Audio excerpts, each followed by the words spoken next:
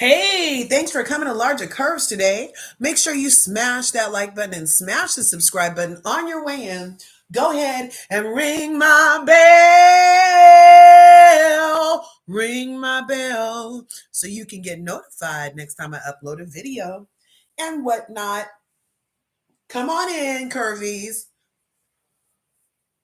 Now, I was planning on going live today about the finance stuff, but then I came across these two interviews and I was like, well, let me do a little message with the mess. So we're coming on with the mess, and then at 11:30 we're going to follow it up with some message. Okay, let me get this on the screen for us.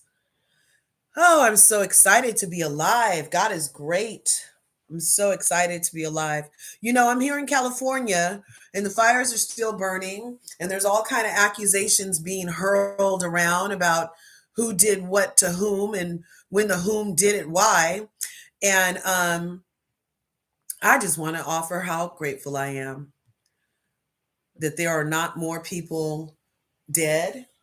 And I mean, think about it. If a whole town of 23,000 people is gone, that's Altadena, the oldest Black, nice neighborhood in that part of California, was called Altadena, and gone. And so, did I remain make the show? Yeah. So it's gone. And on the other side, we have Pacific Palisades that was chock full of rich people and all those stars like Paris Hilton, Yolanda Hadid, Bose, the new lady on Real Housewives of Beverly Hills, Billy Crystal, Dick Van Dyke. Like the fire didn't care. The fire did not care. So always having love and compassion in our hearts for that. So in that vein, I did want to come through and offer a little respite, a little breather, if you will, on some entertainment stuff. So, over here on LRGA Curves, we have been reviewing the last couple of episodes of the Bell Collective on OWN, Carlos King production, supposed to be about ladies and Black excellence. But you know how Carlos likes it messy, y'all. And you know how Carlos loves a force multiplier, which I've noticed his pattern on force multipliers. The common denominator is that they're usually liars. Obvious, caught in a lie, liars. Not on the computer, my love. Obvious, caught in a lie, liars. You know what I mean? Like he feels like Giselle Bryant on Real Housewives of Potomac is a force multiplier. And she obviously lied on Chris Bassett, right? And well, go see about it then. Don't sit here and bark in the microphone. Go see about it. Don't go see about it. To be about it. Go see about it. Don't sit here and bark. Okay? Okay. That was Milo saying hi, y'all. Um, actually, we're upstairs and he's like trying to act like he's still down at the front window. Mm-hmm.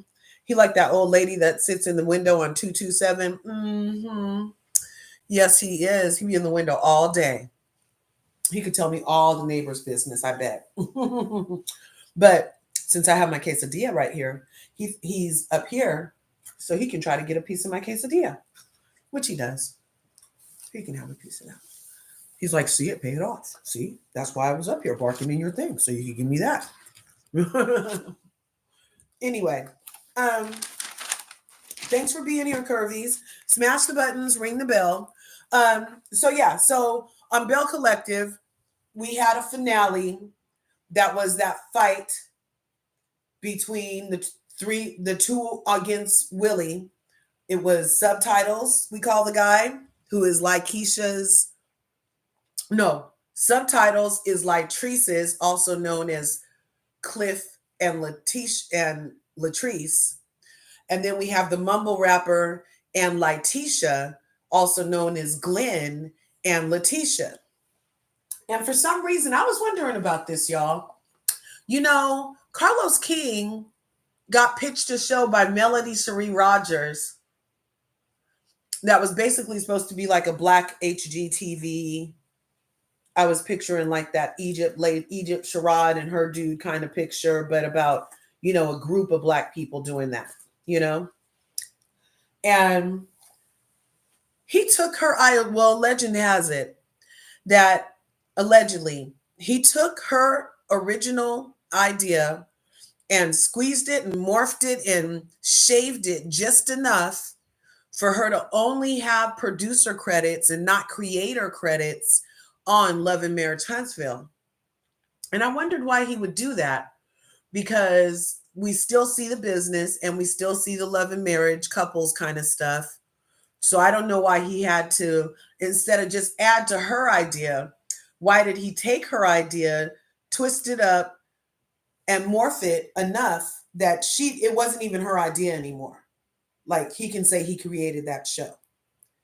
And I think it's interesting because then we have over here on Bell Collective, Latisha, here in the red on this picture right here. Latisha, I guess, pitched an idea of a show to Carlos, and this show is hers.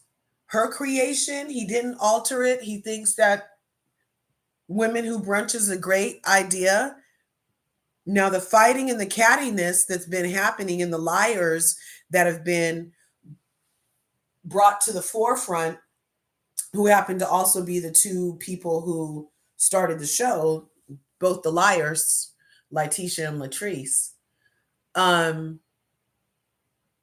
It's interesting, I think, that he allowed her to keep her intellectual property intact and still found a way for the mess and the cattiness to exist within her conception of her intellectual property. You know what I mean? That's just a little digression. Anyway, so on the show, it ended with a big fiasco where both the liars and their men started some major mess at the thing, and all our eyeballs saw the same thing, where the liars men were the agitators, the liars men were doing too much, the liars men did too much all season, but they were framing it every single time as one of the Colognes was to blame. And the Colognes is the people at the very top on the right side. That's Willie in the nice suit, and that's Aikisha in the blue dress, and that's Aikisha in the black. And they're the Colognes. Now, Willie used to be football player, retired, and he's also the grandson of a famous, is it a Cuban? He's Spanish and he doesn't speak Spanish, but he's the grandson of a famous Latin singer also. So he's Afro-Latino. And then we have Aikisha, who's born and raised in the little town that they wanted. So, okay. So I wondered in the finale of the show why, in fact, the liars sat down and said that the two girls weren't to blame and that Aikisha and her husband were to blame. Well, then Aikisha quit on Carlos King's Messy Mondays, so there'd be no spin on her story that they were leaving of their own accord because they were tired of the way they were being edited. So I'm going to play that for us first. And then I'm going to play how Carlos and Latisha, I feel like they're trying to save face. And yeah, he did an interview with her. And yeah, so we're going to look at these things while I read these comments. Bianca Edwards says, where is it? Here we go. Oh, Bianca Edwards, snowed in. I thought you lived in the South. But Juice was saying how it's cold in Georgia. It was snowing in Georgia yesterday. That's where Dr. Heavenly lives. crazy because it's 32 Fahrenheit. Oh my God, in Northern California, which is warm. Oh my gosh. Yes, Mamir. I'm in Atlanta, day 2 of snow. Oh, and it's sticking. That means it's snow. I was very shocked it lasted this long, and 32. I would pass out. Yes. Good afternoon, Auntie Eva. Thanks for coming through. I can't stand Lakeisha or Latrice or their spouses. Yeah, the liars, especially Glenn. Oh my God. He looks like his breath smells like Hennessy and Newports. Mm-mm. Um, yeah, stay cozy. You missed the interview too? Okay, well, I'm going to play it right here. Copyright Act under Copyright 107, 1976, allowances made for fair use. And we're researching how to stand on business. Okay, so let's do a little here. Well, there were a lot of things that this season.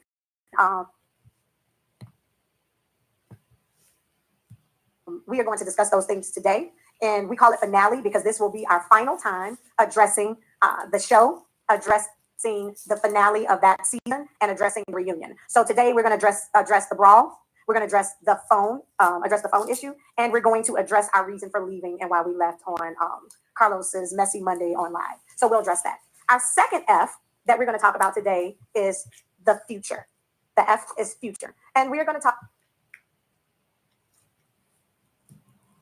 We were talking about what was happening with me at the time, and I still am on this menopause journey. And that was real life for us. I was dealing with things happening to my body that had never happened before. I didn't know what was going on with me. I was going. And JJ knew how to fish. Glenn didn't know anything about fishing. He actually admitted that in this season 4 when he went to go visit somebody to talk about his issues with Latisha. He didn't know anything about fishing. But they joned on you. You thought it was funny. No, I'm going to play Latisha's interview really, first. I get about to. This rap, we go into another scene or whatever. It becomes like the end of the world. Why would he say this? Would he do this? Why was he insulting him? Willie thinks he's better. No, Willie was joning on Glenn just like you guys did with him. And if we take it back, everybody wants to know how did the Williams and the Colognes become so close? Well, a lot of things that you guys did not see in that season 2 is the relationship that began to form between us. After that fishing scene or that fishing episode, Willie still wanted to learn how to fish. Well, JJ invited Willie out to his house because they have a pond or lake or whatever in front of their house on their property. Yeah. And so he invited Willie out to fish. Why they didn't film this, I don't know. So Willie took my best friend's husband and their sons, and they went on a weekend when we were not working, and they fished, they bonded. They did that a couple of times when we were off. That wasn't anything they were interested in filming? Okay. But that didn't stop a relationship from building. So from that, one day Willie went out there, and I was sick. And I guess Sophia asked him about me. He told her I wasn't feeling well. Well, when Willie came home, he had a plate of food, some soup, and some things that Sophia had sent me. I called her to thank her for these things, and our relationship began to grow. We did film scenes with each other. There's several scenes that Sophia and I filmed together that were not aired. And a lot of the pictures that you see of Sophia and I together were from some of those scenes that we would take pictures together either before or after we filmed those scenes. I think they didn't even air. Did they air the bowling alley scene? Because that's when. Yeah. So anyway.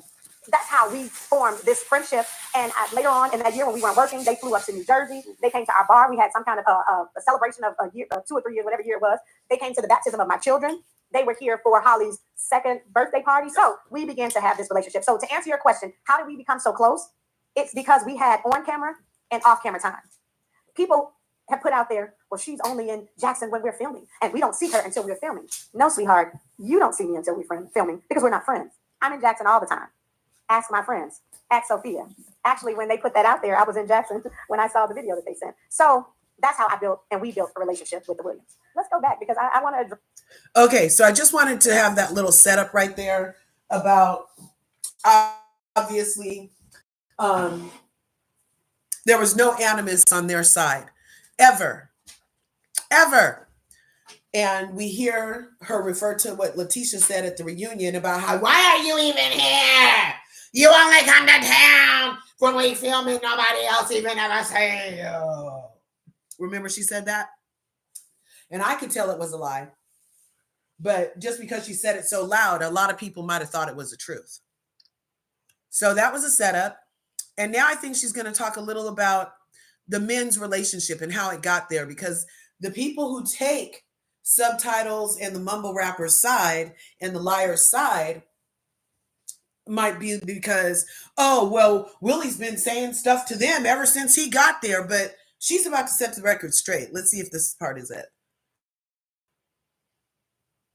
digress. When you saw on the show, we were coming to the grand opening of the Goddess Links 2.0 and the and Taste. Oh, I think it was this part. Because she was, well, you guys should go to Aikisha Holly Cologne's channel and subscribe. She's has 1,600 subscribers right now. So, go subscribe. She quit. We need to follow her. They have this new show called F It. And the F is for a word that starts with F. So this is their first episode of F It. And the F's for today are finale and future. So I think that's a cute little thing. Yeah, go back in. I think the part about what she was saying about how Willie and them got interacted. Said to be focused on 6 Black. From season 2, from the beginning when Willie came on, he started making fun of them. That's not really true. They actually started with Willie. Because remember when you guys went on the fishing trip? Mm-hmm. They talked about you so bad because of your outfit. I remember that. But listen, I kind of felt sorry for him. I was like, damn. You going on a fishing trip where you thought you were getting ready to bond with the guys. Yeah. And so they started joking, like we say. Mm-hmm. So for you weren't tripping on it because at that point, I remember you coming home saying, yeah, like we were throwing shots for each other. They're really cool. I didn't learn anything about fishing. But it was at that point, I think Willie, coming from a locker room mentality where when you go in, you have all these men going back and forth with each other. You don't really want to come in doing that. But when you saw the guys coming at you, you're like, oh, okay, we good. They're throwing shots at me. I'm going to throw shots at them. Right. So you thought that was where you guys were. Yes. They talked about your hat. They talked about the outfit you put together. They lit me up. It's fine. That's my point. You see how you just said it was fine. Yeah. And they thought it was funny. Yes. And truth be told, you didn't learn a shit about fishing from them because the only person who knew how to fish, I think, was Cliff. Because if you watched it, and JJ knew how to fish. Glenn didn't know anything about fishing. He actually admitted that in this season 4 when he went to go visit somebody to talk about his issues with Latisha. Mm-hmm. He didn't know anything about fishing. But they joned on you. You thought it was so I just was establishing that they started everything. And so I feel like that's part of my versus defense is why I put the Colognes on the standing on business side of the verses is because they were innocent coming into this and were attacked from jump. And Carlos and Latisha specifically allowed that to happen. And I'm like, that's some bullshit. That's why they're over there on bullshit. Okay? You gonna sit with me, Milo? Then just sit down. I love you too. Yeah, you're so sweet. So that was to establish the men's relationship. Now we're gonna to let's see what this part was. Over there listening to everything that was happening. So since I'm no longer on the show, I don't really give a shit about breaking the fourth walls because what I'm not going to do is continue to let a false film those scenes. I think they didn't even air. Did they air? You have to have certain things to happen. So no, we were not 3 hours late. My husband, my niece, and I were waiting in the car until we were told to come in. They say they saw us driving up and down the street. Well, you saw us driving up and down the street because we were waiting. So I'm going to go back a couple seconds and let these couple of minutes play, and then we'll go into the Latisha Carlos interview real quick. Let me see. That's on 22. Let's start right there. At Sophia. Actually, when they put that out there, I was in Jackson when I saw the video that they sent. So that's how we built a relationship with the Williams. Let's go back because I want to address when you saw on the show, we were coming to the grand opening of the Goddess Links 2.0 and the and Taste. Everybody's like, oh, why did they show up 3 hours late? Honey, it's TV. We did not show up 3 hours late. We were actually there sitting in our car across the street watching when they cut the ribbon. When you pull up to your job, you wait until the boss or production or whoever tells you to come in because we're putting the show together for you guys. And in order for it to have story, you have to have certain things to happen. So no, we were not 3 hours late. My husband, my niece, and I were waiting in the car until we were told to come in. They say they saw us driving up and down the street. Well, you saw us driving up and down the street because we were waiting to see when we could come in after we parked. And when we realized they were not going to bring us in for this particular scene, I said, you know what? I'm going to go get my children. Y'all know they said that's my go-to line. Well, when I realized it was close to 4 o'clock and you're not bringing me into a scene, I'm not going to send someone to get my children. I'm just going to go get my children myself. So I picked my children up, took my children to where my niece's children were. And then when we came back, that's when we were told we would be able to get in the scene. I was mic'd up the entire time over there listening to everything that was happening. So since I'm no longer on the show, I don't really give a shit about breaking the fourth walls because what I'm not going to do is continue to let a false narrative float around here and people play with our integrity and play with our character. So even if you want to say it was 3 hours late that we got to Goddess Links, when we came in, we still came with a great attitude and we were coming with the best intentions. I was not feeling well that day, but I knew that I was going to come to that event. And well, I had to, one, because so that was pertinent because there was an energy. The people that watched it, like myself, I kind of felt, I was like, oh, well, like she was already kind of looking through by the time they sat down. And even when she stopped and talked, I think she stopped and talked to JJ on the way in. And even then, I don't know, her energy was a little something. And now I see if they had me waiting outside for 3 hours mic'd up, I would have been like, what the fuck, too, you know? So interesting. All cast event, an all cast event. So when it is an all cast event, it means that all cast has to show up. But we were going to show up anyway because we wanted to be there to support Latrice and Cliff. Am I right? Am I on the right track? You're moving. You're moving. Okay, so we come in. It was really hot in there. I do remember that we came in and out. It's a hot day. Yeah, they had it. Yeah, it's May 22nd at this point. We go in. You have to go in and do little parts. They tell you to go talk.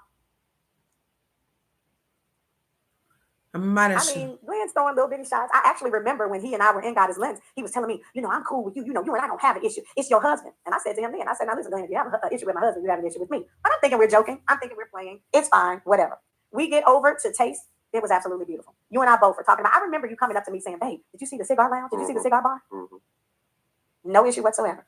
Now I do see Pearson and her little sidekick, the one who was at the first brunch back in season 2, who was talking all the noise on social media. But I'm not even thinking anything about them.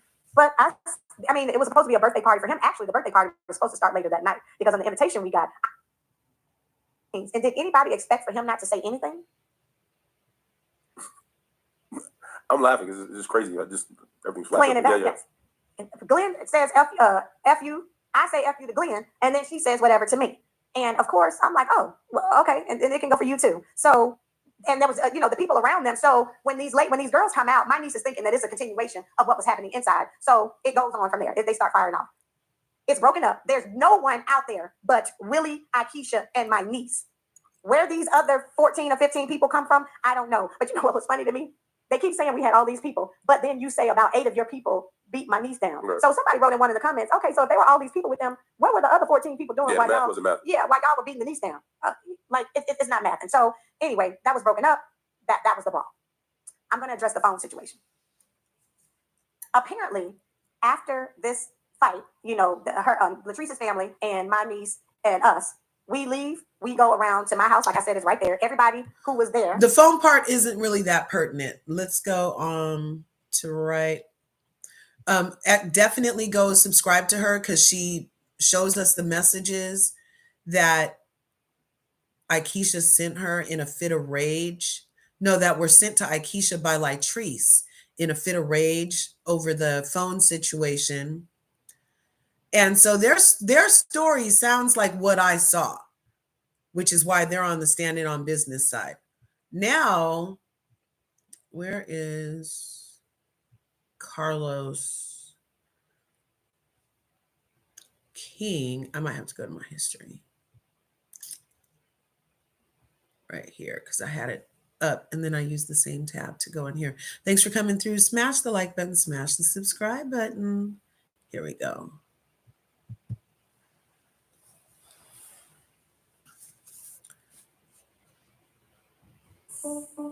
Want healthier hair in 4 weeks? Pros takes complex hair. Darn, I should have did it through my premium thing. Because I'm going to be clicking around on here. Of this taping, okay. What is the current status? We shot the reunion, already aired. As of today, what's the current status of Marie and Latrice's relationship? Okay, that's progress. So no breaks were broken off. No God is hairs on the just, floor. Nowhere. Okay, good. No hair, no nothing. Marie pulled up in the car. I mean, it was good. When Latrice walked in the igloo, it was a close. Sorry, that's not the long one. This is the long one. Play a couple minutes of this so you could see that she's on some BS. Her and Carlos. This clip between Latrice and Latisha. I definitely had to come check on you after taste, girl. What the hell was that? Girl, it hurt me so bad. All the places to do this. I'm extremely hurt that Willie and Aikisha wrecked my grand opening. The fact that you guys intentionally ruined my event says a lot about you guys and how you actually feel about me. I would have never thought in a million years that it would be the cologne ruining an event. Aikisha, she is dead. Like, I feel stronger about her than I do about Marie now. Right now, Marie coming first. That was strong. That's a strong statement now. I think it's just one bad apple, and that's Aikisha. Aikisha does not fit into this collective. She is not about sisterhood. She is definitely not about community unless it's pushing her own agenda. Do you feel like we need Aikisha in the collective? She gotta go. So, how do you feel about that scene? Where you want to say, oh, it's jealousy, has nothing to do with that. Because I knew everything that Aikisha had going on and what she had when I went so hard for her to be in the collective. You know, I have messages where she was texting me. I haven't heard anything. I haven't received a call from Carlos. I said, let me make sure they get my girl in. I thought it was genuine. She had parked on Ferry Street. I said, oh my God, this is my mind. This is alignment. We can collaborate together. We can work together. It took me back to when we originally pitched. Whoa, where have you been? Right. This is beautiful. This works great. And she came in and it flipped. When she started with the dirty plates, I'm like, what is happening here? My plate is dirty. So where's your plate? My plate's right here. See, I got a little, it's some honey on here. It's smart. I don't eat on dirty plates. I was sitting at the head at the brunch table. Tamber was on the right of me. And I looked at Tamber and I said, I should have listened to you. And Tamber said, because Tamber tried to tell me beforehand what type of person she was. When you asked me and Latrice at the reunion, why did you two feel that y'all had to get on the telephone with each other after Tamber told you guys about Aikisha? And we didn't say anything because we didn't want to throw Tamber under the bus. And I regret not speaking up. During the scene at the Taste brand opening, I felt the tension. We interrupt your regularly scheduled program. This is breaking news, and I'm Carlos King, your special correspondent. We have an emergency weather update. So that to me shows how they're on some bullshit. And you see the way that Carlos King is sitting over there just so gleeful and so happy that freaking Latisha's sitting there lying like she's the force multiplier. I always say, he says that the liars are the force multipliers. The inauthentic liars are the force multipliers. And we saw that interaction. We just heard the Cologne side of the story. And so for her to get in this interview with Carlos, who also knows what really happened because there's hella footage. He also knows they asked him to wait. He knows everything. He knows everything. And he is, I feel like, totally co-signing on Latisha and Latrice's side, which is why they're on the BS versus standing on business in today's edition of Versus. Thanks for coming through. Leave it in the freaking comments, you guys. I'm getting ready to start the video on finance. Don't forget, Dr. Heavenly will be here next Wednesday, the 15th, 6 p.m. Eastern, 3 p.m. Pacific, live, taking your questions. I'll see you guys in a couple minutes. And remember what I always say, there's enough to go around, so go get some. Peace. Thanks for coming, everybody.